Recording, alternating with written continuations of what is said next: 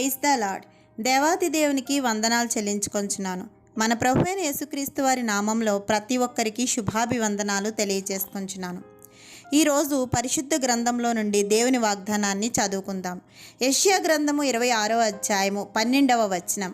యెహోవా, నీవు మాకు సమాధానము స్థిరపరచదువు, నిజముగా నీవు మా పక్షమున ఉండి మా పనులన్నిటినీ సఫలపరచదువు. మన దేవుడు సమాధానమునకు కర్త, ఆశ్చర్యకరుడు, ఆలోచనకర్త, బలవంతుడైన దేవుడు, నిత్యుడగు తండ్రి, సమాధాన కర్తయగు అధిపతి అని అతనికి పేరు పెట్టబడును అని లేఖనాల్లో వ్రాయబడి ఉంది. కడవరి దినాల్లో కుటుంబాల్లో లేనిదే సమాధానం.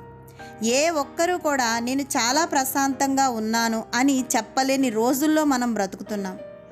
అపవాది కుటుంబాలను అసమాధానంతో చెదరగొట్టడం వల్ల దేవుని పరిచర్యను అడ్డగించాలనే దురుద్దేశంతో ఉన్నాడు. బంధాలు, బంధుత్వాలు, ప్రేమలు, ఉమ్మడి కుటుంబాలు అన్నిటినీ కోల్పోయిన రోజుల్లో మనం ఉన్నాం. తరాలు మారిపోయినా, తరాల మనుషుల మనస్తత్వాలు మారిపోయినా మారనిది నా దేవుని ప్రేమ. మన జీవితాల్లో సమాధానం ఇవ్వడమే కాదు, సమాధానాన్ని స్థిరపరిచే దేవుడు మన దేవుడు. స్థిరత్వం అంటే ఎప్పటికీ నిలిచి ఉండడం. వివాహాలు జరుగుతున్నాయి, కానీ ఈ మధ్యకాలంలో భార్యాభర్తల బంధాలు నిలబడటం లేదు. సమాధానం లేకపోవడం వల్ల కుటుంబాలు పునాదుల్లోనే ఆగిపోతున్నాయి. కుటుంబ వ్యవస్థను ఏర్పరిచిందే దేవుడు. మన తరతరాలు ఆయనలో స్థిరపరిచే దేవుడు మన దేవుడు.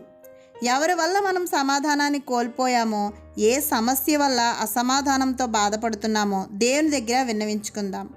ఆయన సమాధానాన్ని స్థిరపరచడమే కాదు, మన పక్షాన ఉండి మన పనుల్ని కూడా సఫలపరుస్తానంటున్నాడు.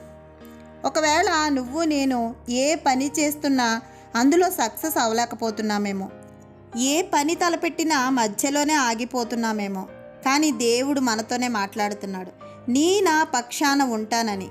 మనకి ఒక అధికారి తెలిసి ఉంటేనే ఎంతో గొప్పగా ఫీల్ అవుతాం కదా. కానీ ఇప్పుడు మనకి తెలిసింది, మన పక్షాన ఉన్నది రాజులకు రాజు, అధికారులకు అధికారి, సర్వ ప్రపంచానికి సృష్టికర్త. మనం దిగులు పడొద్దు, వేదన పడొద్దు, దేవుని దగ్గరకు వద్దాం. ఈ వాగ్దానాన్ని ఎత్తిపట్టి ప్రార్థిద్దాం. దేవుని దీవెనలను పొందుకుందాం. ఆమేన్.